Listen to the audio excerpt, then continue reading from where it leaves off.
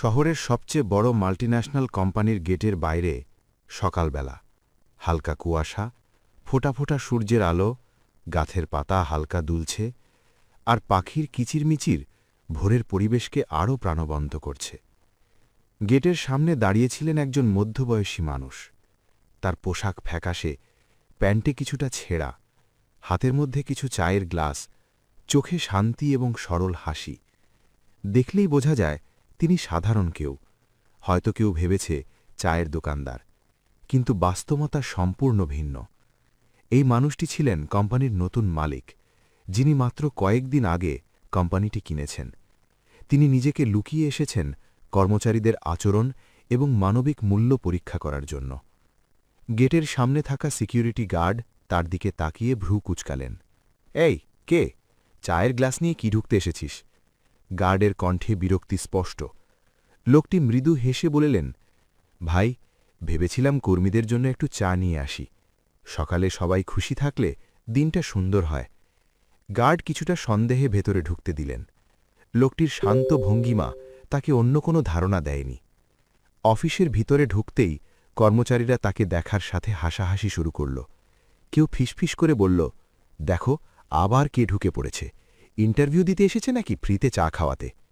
ঠিক তখনই এগিয়ে এলেন তন্নি, কোম্পানির অ্যাসিস্ট্যান্ট ম্যানেজার। তার পোশাক ফর্মাল, হাতের ফোন চকচকে, মুখে অহংকার এবং উদ্ধত ভাব।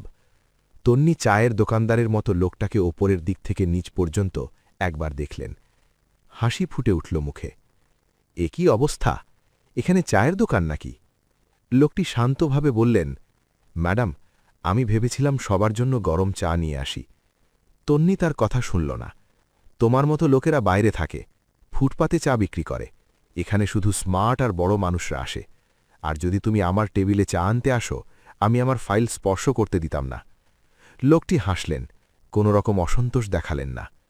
ঠিক আছে ম্যাডাম, আপনার ভালো না লাগলে ফেলে দেবেন। এরপর ধীরে ধীরে তিনি অফিসের বিভিন্ন ফ্লোরে গেলেন। কর্মচারীরা হাসতে লাগল, কেউ কেউ এড়িয়ে গেল, কেউ সাহায্য করতে এগিয়ে এল না। কোণে বসে থাকা নিলয় সব দেখল। যিনি প্রথমে এগিয়ে গিয়ে বললেন, আঙ্কেল, আপনি ক্লান্ত লাগছেন, আমি একটু পানি নিয়ে আসি। লোকটির চোখে আনন্দের ঝালক। ধন্যবাদ ছেলে, তুমি প্রথম যে আজ আমার খোঁজ নিলে। নিলয় দ্রুত পানি এবং বাসার টিফিন খোলার প্রস্তাব দিল। লোকটি আনন্দে হেসে বললেন, অবশ্যই খাব, এত আন্তরিকতা অবজ্ঞা করতে পারি না। দুজন একসাথে মেঝেতে বসে খেতে লাগল। এখন পদ বা ক্ষমতার কোনো প্রভাব নেই, শুধু মানবিকতা। কথার ফাঁকে নিলয় তার পরিবারের গল্প বলল। লোকটিও তার অতীত দিনের গল্প শেয়ার করলেন। শেষে লোকটি বললেন, আজ আমাকে যেতে হবে ছেলে, তোমার সঙ্গে কথা বলে ভালো লাগল, আবার আসব। নিলয় কাজের প্রতি মন দিল, কিন্তু তন্নি সব দেখেছে। তাদের অহংকার এখনও তাদেরকে অন্ধ করে রেখেছে। পরের দিন সকালবেলায় অফিসের পরিবেশ একেবারেই ভিন্ন। হালকা সূর্যের আলো লবি ভরে দিয়েছে, মেঝে ঝকঝকে পরিষ্কার, ফুলের গন্ধ বাতাসে ভেসে বেড়াচ্ছে। কর্মচারীরা সবাই তাদের সেরা ফরমাল পোশাকে হাজির। ল্যাপটপ, কাগজপত্র, ফোন সব প্রস্তুত। আজ কোম্পানির নতুন মালিক আসছেন, এই খবর অফিসের প্রতিটি কোণে ছড়িয়ে পড়েছে। প্রতিটি চোখে উত্তেজনা, প্রতিটি মুখে কৌতূহল। সবচেয়ে সামনের সারিতে দাঁড়িয়েছিলেন তন্নি, অ্যাসিস্ট্যান্ট ম্যানেজার। তার চোখে অহংকার, মুখে কৃত্রিম হাসি। সে ভাবছিল, মালিক নিশ্চয়ই আমার পোশাক, স্টাইল আর ক্ষমতা দেখে মুগ্ধ হবেন। কিন্তু কে জানে, আজ তার অহংকারই তার বিরুদ্ধে কাজ করবে। ঠিক সকাল 10টায় কালো বিলাসবহুল গাড়ি অফিসের গেটের সামনে এসে থামল। চারপাশে নিরাপত্তার কড়া ব্যবস্থা। সবাই সোজা হয়ে দাঁড়াল, নিঃশ্বাসও যেন থেমে গেছে। গাড়ির দরজা খুলল। নামলেন আয়ন সাহা, যিনি গতকাল সবাইকে চায়ের দোকানদার ভেবেছিলেন। আজ তার পোশাক নিখুঁত, দামি স্যুট, পরিপাটি জুতো, চোখে দৃঢ় আত্মবিশ্বাস, মুখে সেই শান্ত হাসি। তার উপস্থিতি সঙ্গে সঙ্গে পুরো কক্ষকে গম্ভীরতা আর শ্রদ্ধার আলোয় ভরিয়ে দিল। নিলয় কাঁপতে লাগল। সে যা কাল করেছিল, মালিককে টিফিন খাওয়ানো, আজ সেই মানুষই অফিসের মালিক। নিলয়ের বুক আনন্দ ও অবিশ্বাসে স্পন্দিত। আয়ন ধীরে এগিয়ে নিলয়ের দিকে কাঁধে হাত রাখলেন, শান্ত গলায় বললেন, কেমন আছো নিলয়? কাল তোমার দেওয়া খাবার আমি ভুলব না, তুমি আমাকে মানুষ হিসেবে দেখেছিলে। নিলয়ের চোখে পানি এসে গেল। স্যার, আমি শুধু সাহায্য করেছি, আপনি তখন ক্ষুধার্ত ছিলেন। আয়ন হেসে বললেন, সেটাই আসল। মানুষকে মানুষের চোখে দেখাই সত্যিকারের বড়ত্ব। এই দৃশ্য দেখে অনেক কর্মচারীর বুক কেঁপে উঠল। কেউ চুপচাপ, কেউ চোখে লজ্জার ছাপ, কেউ বুঝতে পারছে যে মানুষকে তারা ছোট ভেবেছিল আজ তিনিই অফিসের মালিক। এরপর আয়ন সবাইকে জরুরি মিটিং ডাকলেন। মিটিং রুমে সবাই কাঁপা হাতে বসে, চুপচাপ, কেউ কথা বলার সাহস পাচ্ছে না। আয়ন টেবিলে হাত রেখে ধীরভাবে বললেন, গতকাল আমি লুকিয়ে এখানে এসেছিলাম মানবিকতার আসল মূল্য বোঝার জন্য। আমি দেখতে চেয়েছিলাম আমার অনুপস্থিতিতে মানুষকে মানুষের মতো দেখা হয় কিনা। তার চোখ তখন তন্নির দিকে গেল। তন্নি, যার চোখে অহংকার আর স্বার্থের ছাপ, হঠাৎ ভয়, লজ্জা ও অপরাধবোধে লজ্জিত হয়ে দাঁড়াল। আয়ন বললেন, আপনি কিভাবে আমাকে অপমান করেছিলেন শুধু আমার পোশাক দেখে? আপনি ভুলে গিয়েছিলেন আমি ক্ষুধার্ত এবং মানুষের মতোই মানুষ। এই ধরনের আচরণ কখনো ক্ষমতা বা পদ দেয় না। এই প্রতিষ্ঠান শুধুমাত্র অহংকারী এবং দৃষ্টিকটু মানুষদের জন্য নয়। তন্নির চোখে পানি ঝরতে শুরু করল। স্যার, আমি জানতাম না, আমি ভুল করেছি। আয়ন থামলেন না। জানলেও কি তুমি অন্যরকম হতে? মানবতা ভুলে যাওয়া কখনো ক্ষমতা দেয় না। যদি কেউ কারোর প্রতি সহানুভূতি দেখায় না, তাহলে সে সত্যিকারের নেতা নয়। আপনি যদি এমন আচরণ করেন, এই প্রতিষ্ঠানে আপনার থাকার অধিকার নেই।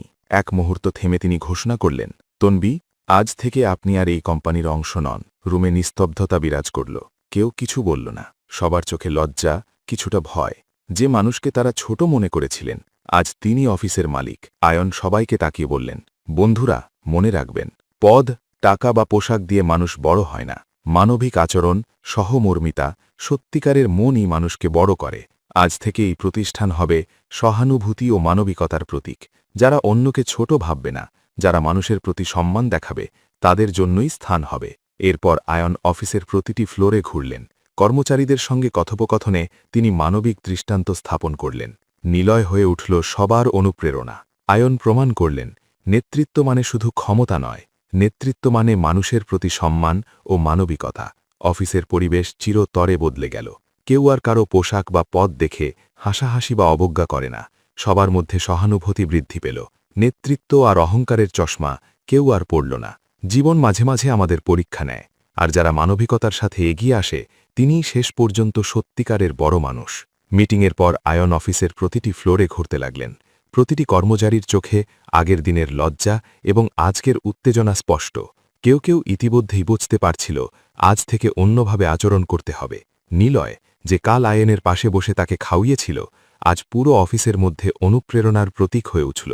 তার ছোট্ট সাহস এবং মানবিকতা সবাইকে দেখাল কিভাবে মানবিক আচরণই মানুষের প্রকৃত বড়ত্ব প্রমাণ করে। অফিসের করিডোরে কর্মচারীরা ধীরে ধীরে একে অপরের দিকে হাসতে লাগল।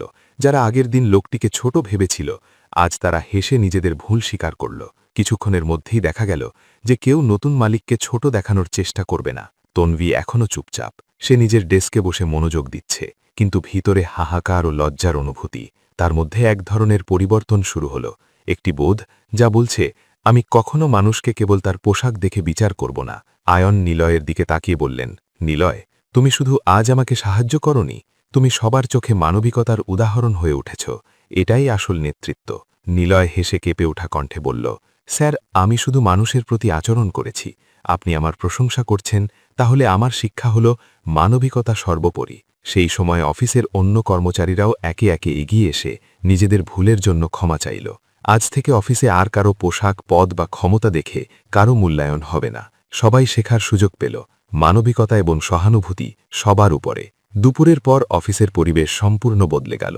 যারা আগে অহংকারে অন্ধ ছিল, তারা আজ একে অপরের প্রতি সহানুভূতিশীল এবং নম্র। প্রত্যেকটি ছোটখাটো কাজ আজ সবার সম্মানজনক হয়ে উঠল। আয়ন আবার পুরো অফিসকে দেখলেন। হাসি ফুটে উঠল মুখে। বন্ধুরা, মনে রাখো, পোশাক, পদ, টাকা দিয়ে মানুষ বড় হয় না। সত্যিকারের বড়ত্ব আসে মন থেকে। যে ব্যক্তি অন্যকে মানবিক দৃষ্টিতে দেখে, তিনিই প্রকৃত নেতা। নিলয় তার ডেস্কে ফিরে গেল। তনবি, যিনি আগের দিন অহংকারে অন্ধ ছিলেন, আজ ছোটখাটো কাজ করলেও নম্রভাবে কর্মরত। অফিসে ধীরে ধীরে মানবিকতা ছড়িয়ে পড়ল। সকলেই বুঝতে পারল, প্রকৃত সম্মান আসে আচরণ থেকে, পোশাক বা পদ থেকে নয়। দিন শেষে আয়ন অফিস ছেড়ে বাইরে বেরোলেন। নিলয় তার কাঁধে হাত রাখলেন। স্যার, আপনি আজ আমাদের শেখালেন মানবিকতার মূল্য। আমি আজ সত্যিকারের বড়ত্ব দেখেছি। আয়ন হাসলেন। বন্ধু, কখনো কাউকে তার বাহ্যিক দৃষ্টিতে বিচার করো না। মানুষের প্রকৃত চরিত্র, মন এবং আচরণই তাকে বড় করে। সেই দিন থেকে অফিসের পুরো পরিবেশ চিরতরে বদলে গেল। সবার মধ্যে সহানুভূতি, মানবিকতা এবং নম্রতা জেগে উঠল। নিলয় হয়ে উঠল সবার অনুপ্রেরণা। তন্বীও ধীরে ধীরে নিজের অহংকার ভুলে নম্রভাবে ছোটখাটো কাজ করতে শুরু করল। জীবন মাঝে মাঝে আমাদের পরীক্ষা নেয়। কেউ যদি মানবিকভাবে এগোতে জানে, তাহলেই সে সত্যিকারের বড় হতে পারে। যিনি নিজেকে ছোট করে সবার প্রকৃত চেহারা দেখলেন, তিনিই শেষ পর্যন্ত সবচেয়ে বড় প্রমাণিত হলেন। বন্ধুরা, এই গল্প আমাদের শেখায়, পোশাক, পদ বা বাহ্যিক চেহারা দেখে কারো মূল্যায়ন করা উচিত নয়। মানবিকতা, সহানুভূতি এবং সদিচ্ছাই প্রকৃত বড়ত্বের মাপকাঠি।